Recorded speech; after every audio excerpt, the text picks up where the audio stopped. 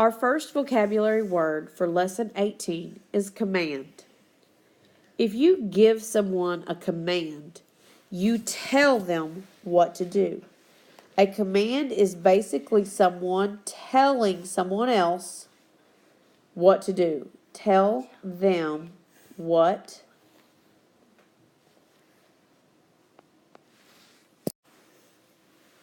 you tell them what to do. If you think about who tells you what to do kind of on a daily basis, probably one person that comes to mind is your mom or your dad, because that's kind of what mom and dads have to do. They have to tell you what you need to do. But there's another person that tells you what to do. And that person's somebody you see Monday through Friday at school. The boss of the classroom is Miss Raina or Miss Sanford. And Miss Raina or Miss Sanford will often tell you what to do. And some of those things might be to line up. That's a command. You're supposed to do it when you hear that being said. A command is when someone tells you what to do. If Miss Raina or Miss Sanford say no talking, you're not supposed to talk. They have commanded you. They have told you not to talk. Think of something that you get commanded by Miss Raina or even Miss Sanford. Think of the time that you've been given a command, told to do something, and draw a picture of that now. The next vocabulary word is argue. When you argue with someone, you do not agree with what they're saying. Miss Sanford and we argue sometimes. And one of the biggest things that we will argue over is our favorite sports teams. Most of you know that Miss Raina loves OSU. That's my team. Miss Sanford is from Arkansas, so she likes those Razorbacks. And a lot of times we'll kind of tease each other about it, and we'll argue back and forth about who's better. Is OSU better or the Razorbacks better? We do not agree. And you guys can probably think of a time that you didn't agree with someone.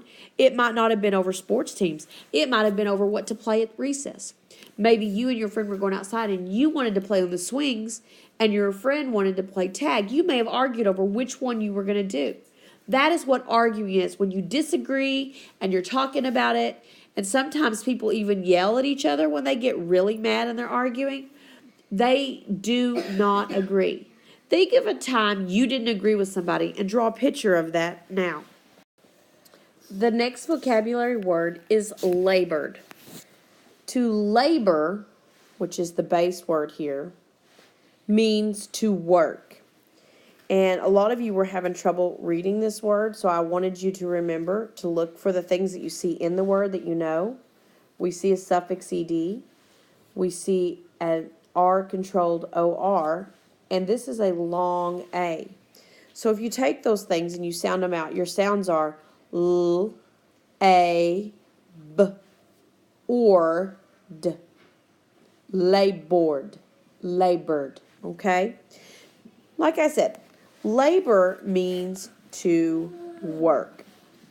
You work really hard at something. A lot of times, men that work day jobs where they're building or working are called laborers because they put in a lot of work. One of the things that I think of when I think of someone who's laboring very hard is when I built or I hired people to come and build my house. I have a pretty big house. It's got like a long roof on it that's connected across. And then it's got my front porch. There were men that had to climb up on top of my roof, and they had to nail in all of the stuff that went on the roof, the shingles and stuff. That was a lot of work. They worked really hard. They labored to get it done because it was a hard thing to do. There were several men that came, and then they would get up on the house, and then they would attach these shingles, and they were sweating because it was really hot. And you think about somebody that's working really hard, especially in the sun, they're going to sweat and be all yucky and dirty. Laboring gets you worked up like that. It's hard. So if you're doing something that you have to labor to do, you're having to work very hard to do it. Think of a time there was something that you had to labor to do really hard. It was hard to do. Maybe it was moving something really big and heavy, and by the time you got it moved, you were sweating, or you even had to ask for help. When you have to put all that effort into doing something and you cannot get it done, you are laboring. You are working very hard. Draw a picture of yourself working very hard now. The next vocabulary word is wary. Wary means you are concerned about something, or you're not sure something is okay. You're not sure it's safe. You're kind of scared of it. You're just not exactly sure what you think about it. The best way to describe this is wary is how you would feel if you came to your house and you opened the door to go outside. Let's say you're at your house and you open the door to go outside and you heard really deep growling noise. You would probably not just jump open the door and run outside, would you? You might slam the door shut and lock it back.